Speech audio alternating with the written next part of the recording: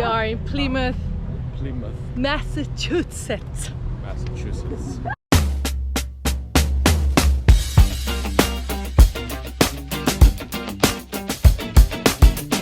In this video, we take a trip to Plymouth, the first colony of Massachusetts. We get to see how life was like back in the 17th century.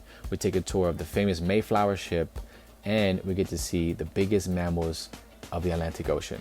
Today we're gonna do, we're supposed to do this whale watching. It's not gonna happen, but Sold out. it was sold out. Summertime, you know how it goes. Plan ahead. Yes, plan ahead. Get to take. Lesson we keep on learning. But we're gonna do this on some other time. Maybe next weekend. We'll see. So here we are. We're gonna just check the city around. So stay tuned. See what we're gonna find. Always important. Student activity. Along with being a famous tourist attraction for eating lobster and seeing some humpback whales, people from all over the U.S. visit Plymouth for its historical significance of being the first settlement of New England for English pilgrims who arrived in 1620 seeking religious freedom. Always when you can, make sure that your friends get involved in the touristy attractions, because especially when they live in the city, they know exactly where to go, they know exactly the restaurants to go to, and these two are our tour guides for the day, and they're killing it. Let's go to see the boat. Oh, you just go in it? Doesn't it take off? Let's go get the tickets. So we decided to do the full tour around the little town here of Plymouth. It's a total of 80 bucks for two, so it's gonna be like 40 bucks to do this tour. We're gonna start with the boat. As we boarded the Mayflower, we were welcomed by the knowledgeable staff as they described the 2-month journey, the rough conditions the passengers faced to come to America. And man, let me tell you, the journey was no Carnival cruise experience. Just to give an idea, the Mayflower was never designed to transport passengers, only cargo, which is exactly how the crew treated the pilgrims and others aboard. They faced rough seas, cramped spaces where they had to sleep on top of one another, ate and drank expired food, and let's not forget the diseases that were being carried around. Nap time, anyone? After a good meal, you got nap time.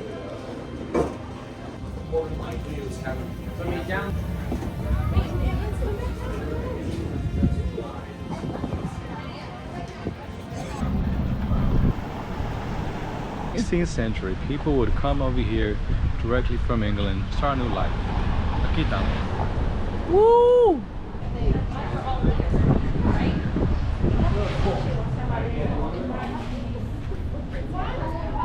So apparently this is the rock that the Mayflower II, they tied the boat right here in this rock. Guys, look how adorable this town looks like. I am in love. Look. Look how beautiful. Hey, Kiwi.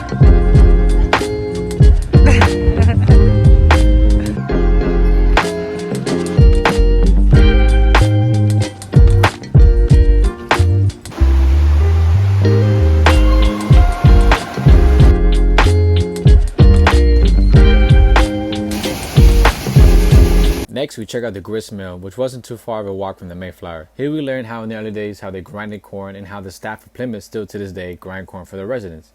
If you're lucky, you get to see them do a live demonstration of grinding the corn. Why? Because they love corn. And who doesn't? Honestly, who doesn't love corn?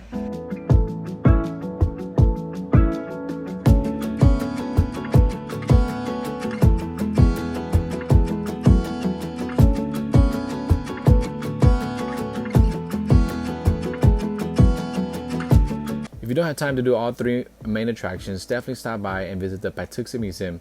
Here you get to walk around different landscapes and see both the living quarters of the native tribe, the Wampanoag, and the Pilgrims, and interact with actors who give knowledgeable information on what their role was, what they ate, and what they did for a living.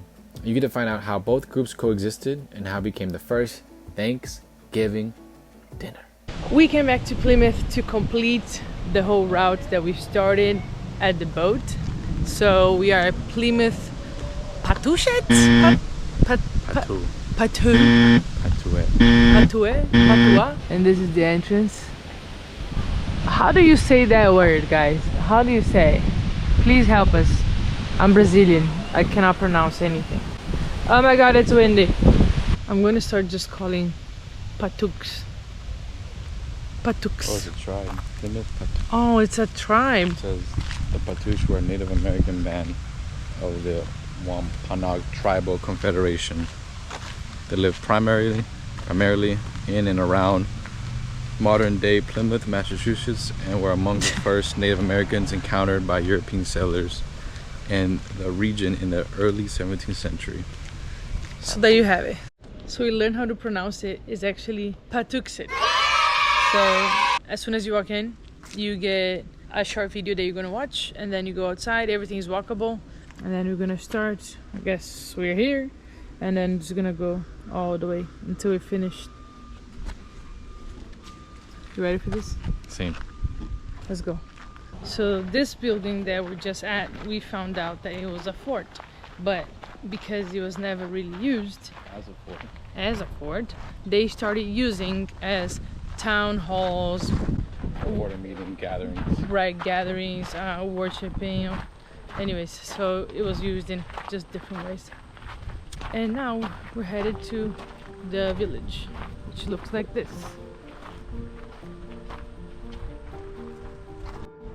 So that's the fort. This is the village. This is the neighbor.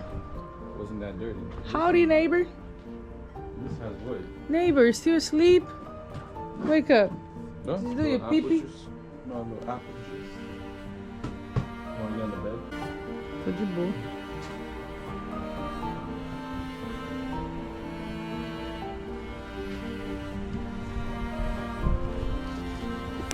So now about to check out the Children's Discovery Center.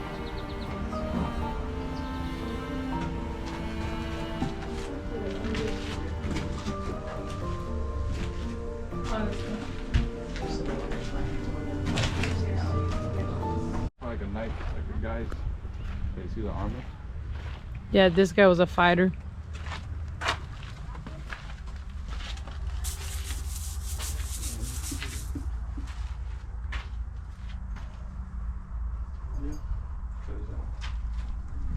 Like that much dirt inside. Yeah, I think so. I think it was really nasty. Why do you think they had so many diseases? You know, wake up and go for it. You know? What do you think about this? Would you live in these situations? Only if I had to. Well, nothing I would want to do.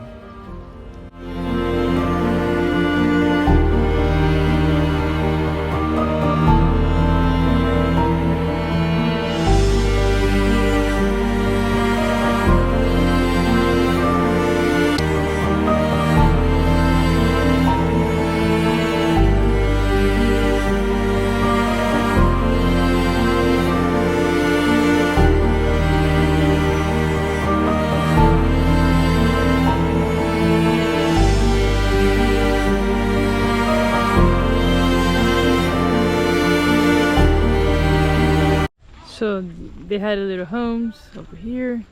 They had the little farm. There is a gentleman over there explaining something. He's burning something also, so I'm curious to see what that is. The sweet dish called nasam. It's corn grits, mix it with some blueberries, maple syrup, sunflower seeds, and walnuts. Makes the dish a lot like oatmeal or porridge, just with oats instead of corn instead of oats. And that was just me adding a last bit of maple syrup, which would have been traded from native tribes up north, where there were sugar maples up in like Maine.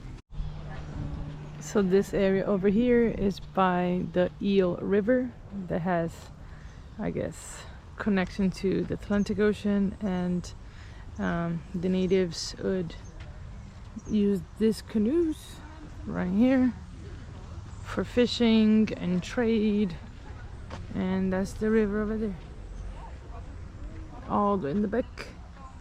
Here's their little home. It's called Wetu, I think, and this one is kept with no roof, so we could see the structure of it. That one over there that we're just at has the full structure, and this is around the village. Yeah, she said she was okay. Hey friends. Oh! Oh my god, I was not expecting you to jump. Hello. You kind of look scary, but I think you're cute.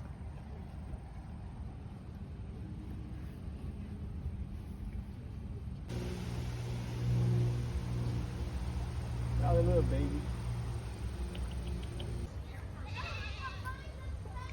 I gotta get some good grass. Get it like a proper chunk. This is the craft center.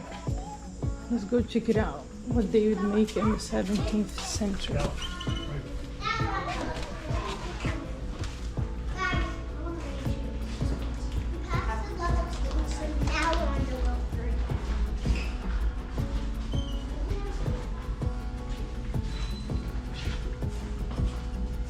Now that you know the history of Plymouth and are finished with all that intense reading and mispronouncing some names, do yourself a favor and book a boat tour and enjoy seeing one of the biggest mammals in the ocean, the humpback whales.